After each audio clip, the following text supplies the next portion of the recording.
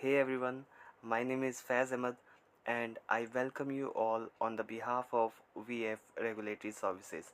So, today we'll discuss about the biocompatibility requirements of your medical devices. So, what is biocompatibility requirement? So, what actually biocompatibility is? So, actually, the compatibility of your device with biological system is known as biocompatibility in general.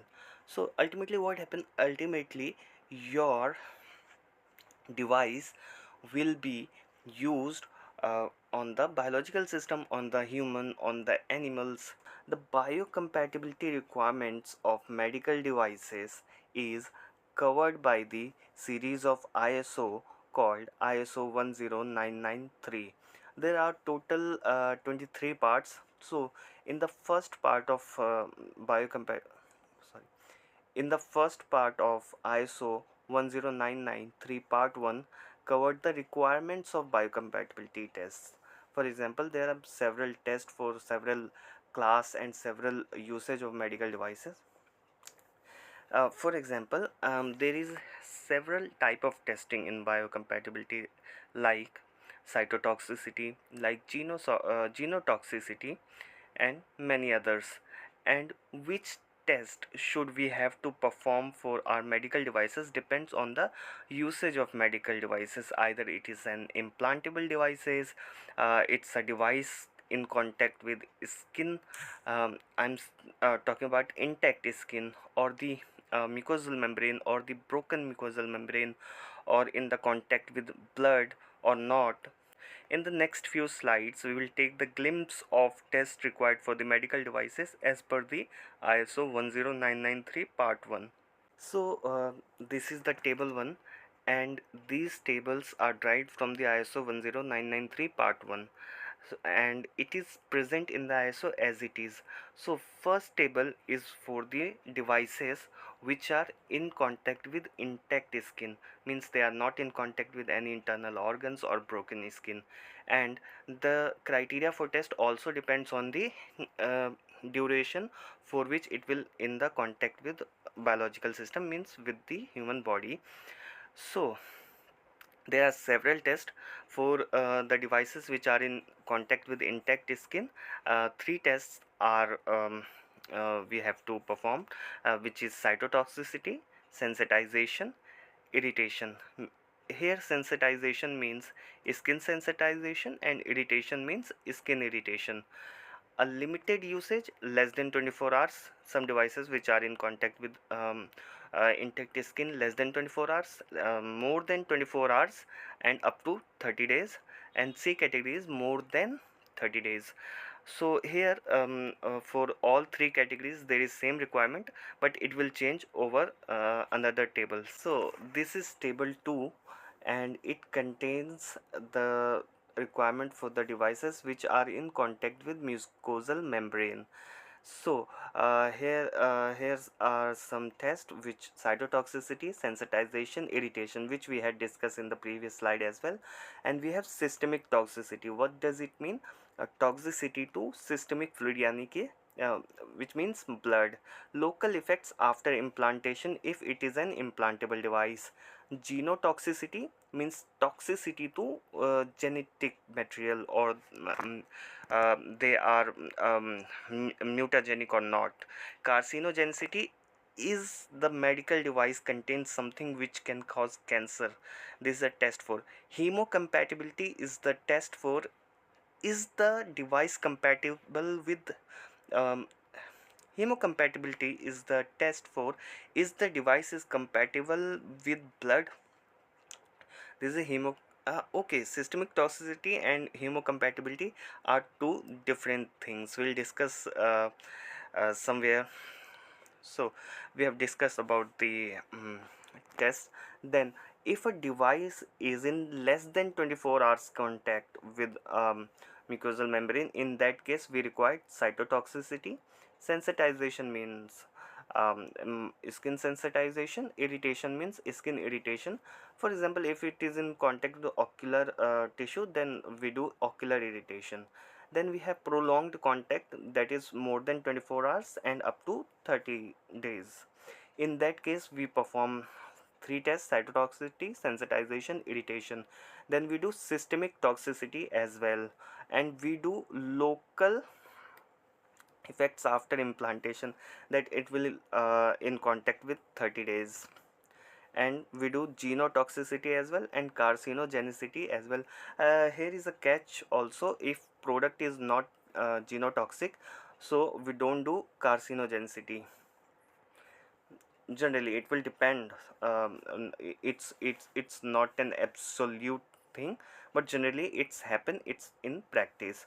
Long term, so long term we do three tests: cytotoxicity, sensitization, irritation as well. Systemic toxicity, we perform local effects, genotoxicity, carcinogenicity, hemocompatibility, means all tests we have to perform on that. So this is the table 3. In contact with either breached or compromised surface, means broken skin or broken mucosal membrane or internal tissues other than circulating blood. For example, in contact with ocular tissue, for example in contact with your any internal organs like your kidney, like your liver, or you can say with your bone, etc.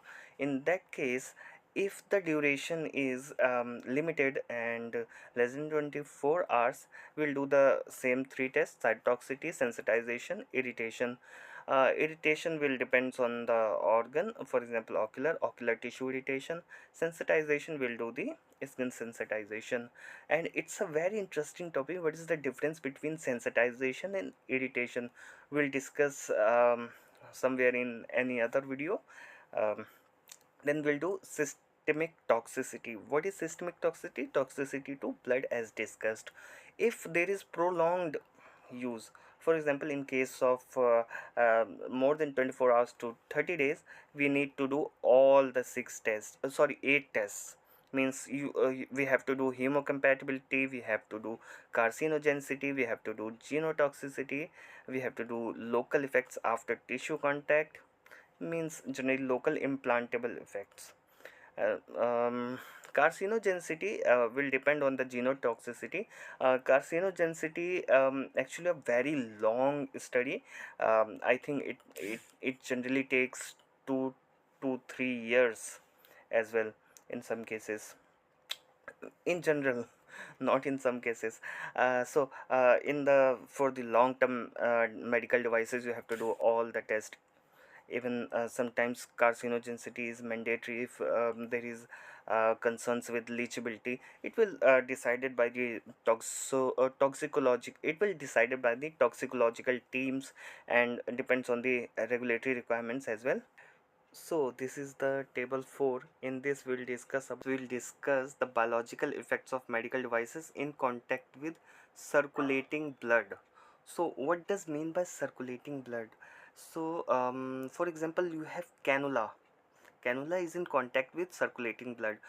But if you have surgical instrument, they are not in contact with circulating blood. They'll cut the skin, they'll cut the any other organ and go away. Surgical cutting instruments, blades, knives are not in contact with circulating blood, but the cannula, it will be in the contact with circulating blood. So what happen if the less than 24 hours and it will be in the contact of for example you have cannula, so we have do cytotoxicity, sensitization, irritation, systemic toxicity, and load effects after tissue contact. So load effects are not always due for every medical devices. It will depend on the situation, on the particulate matter, or on the prolonged duration of use. So we'll discuss it in later.